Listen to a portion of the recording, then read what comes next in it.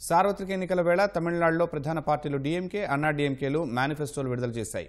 పోటాపోటీగా హామీలు ఇచ్చిన ఇరు పార్టీలు ప్రజాకర్షక పథకాలకే మొగ్గు చూపాయి. నీట్ రద్దుపై హామీ ఇచ్చిన ఇరు పార్టీలు రాజీవ్ గాంధీ హత్య కేసులో దోషులను విడుదల చేసేలా చర్యలు తీసుకుంటామని ప్రకటించాయి. తమిళనాడులో భాజపాతో పొత్తు పెట్టుకున్న అధికార అన్నాడీఎంకే తమ సంకీర్ణ ప్రభుత్వం కేంద్రంలో అధికారంలోకి వస్తే దేశవ్యాప్తంగా అన్నా పేదరిక నిర్మూలన పథకం ప్రవేశపెడతామని ప్రకటించింది. దారిద్ర్య రేఖకు దిగువన ఉన్న వారి బ్యాంకు ఖాతాల్లో నెలకు 1,500 రూపాయల చొప్పున జమ చేస్తామని హామీ ఇచ్చింది. గోదావరి, కావేరీ నదుల అనుసంధానం చేసి తమిళనాడుకు నీటి కష్టాలు లేకుండా చేస్తామని తెలిపింది.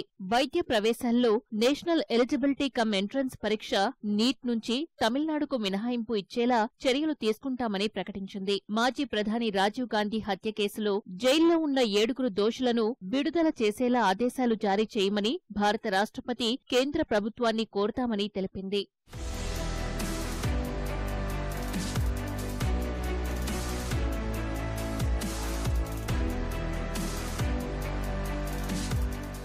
మరోవైపు కాంగ్రెస్తో పొత్తు పెట్టుకున్న డీఎంకే కూడా మేనిఫెస్టోను విడుదల చేసింది. ఇందులో ప్రజాకర్ష పథకాలతో పాటు చదువుకునే యువతే లక్ష్యంగా పలు హామీలను గుప్పించింది. ఇందులో నీట్ రద్దుతో పాటు తమిళనాడులో విద్యా రుణాలన్నింటినీ మాఫీ చేస్తామని ప్రకటించింది. వీటితో పాటు ప్రైవేట్ రంగంలో రిజర్వేషన్లను అమలు పరచడానికి చర్యలు తీసుకుంటామని తెలిపింది. ఉద్యోగులకు కాంట్రిబ్యూటరీ పెన్షన్ పథకాన్ని రద్దు చేసి దాని స్థానంలో పాత పెన్షన్ విధానాన్ని కొనసాగిస్తామని హామీ ఇచ్చింది. పెట్రోల్, డీజిల్, ఎల్పీజీ ధరలను తగ్గించేలా చర్యలు తీసుకుంటామని, సబ్సిడీ మీద పంపిణీ చేసే సిలిండర్లకు నేరుగా నగదు బదిలీ చేస్తామని ప్రకటించింది.